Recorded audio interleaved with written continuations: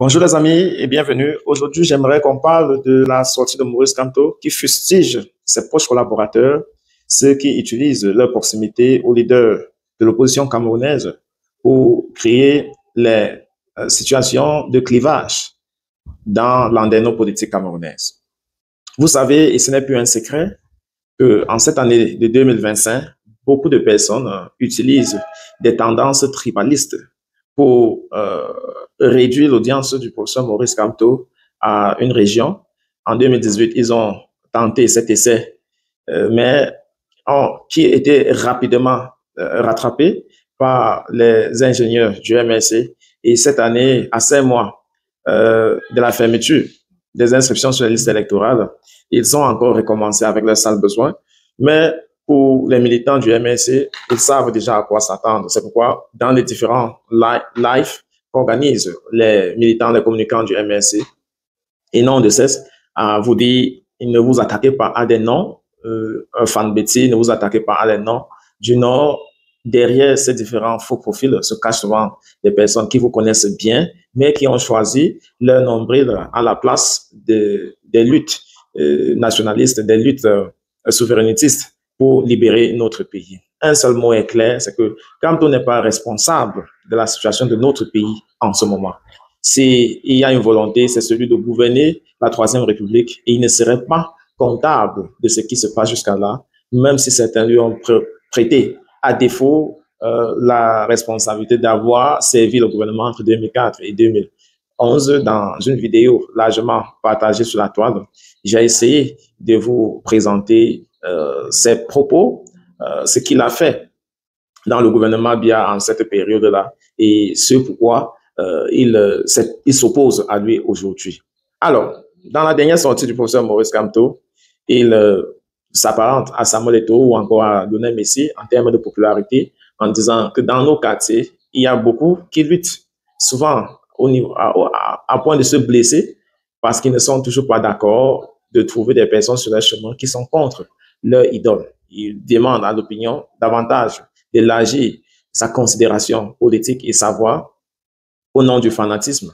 Beaucoup de gens peuvent prendre des postures, souvent des langagers qui s'écartent de la directive communicationnelle du MSC et que chaque fois qu'il s'est rendu compte que certains utilisaient abusivement son image ou alors celui du MSC, il n'a pas manqué de frapper la main sur la table. Mais ce message me semble être un message assez pertinent, mais qui malheureusement ne recevra pas un accueil réceptif pour des personnes comme Eline Bildobé qui sont allées au-delà d'une perception tribalistique ou bien communautaire envers le professeur Maurice Kamto que de défendre un status quo qui leur permet d'avoir quelques probandes ou alors quelques soutiens.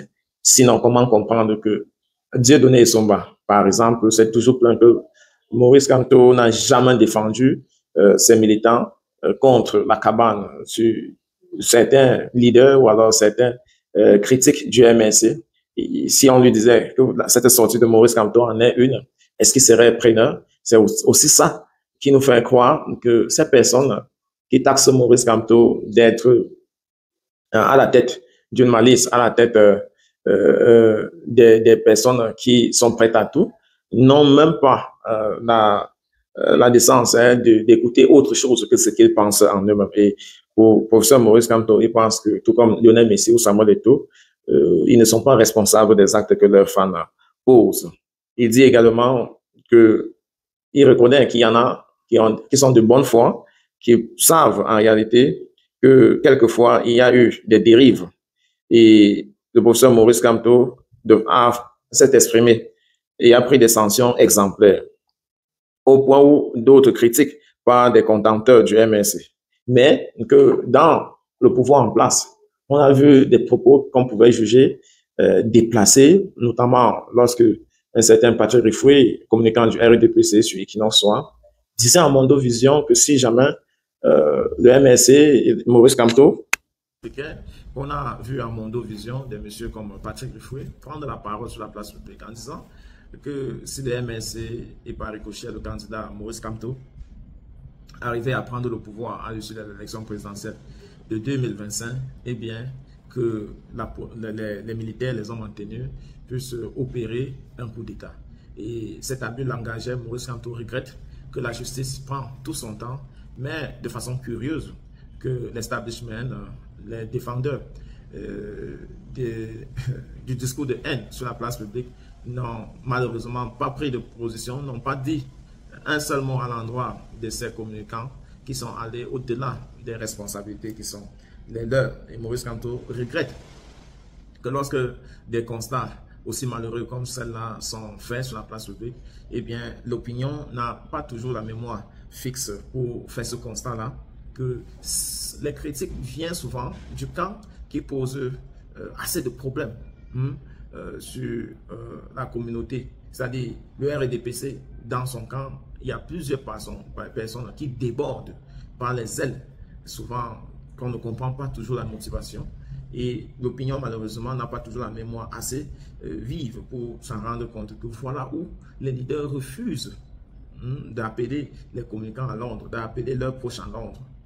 On constate très facilement plutôt celui de l'opposition, et notamment le professeur Maurice Kamto. Il dit alors que je ne tolérerai jamais que mon nom, celui de mon parti, soit mêlé à la division entre les Camerounais, à la haine tribale entre les fils et les filles d'une même nation. Avant cette vidéo, j'ai suivi un live de Laure Nochan, et puis il y a toujours ces faux profils-là qui viennent s'ériger en donnant des leçons à essayer de contrarier l'évangile qui est prêché, et on ne sait pas toujours pourquoi il prend l'intérêt.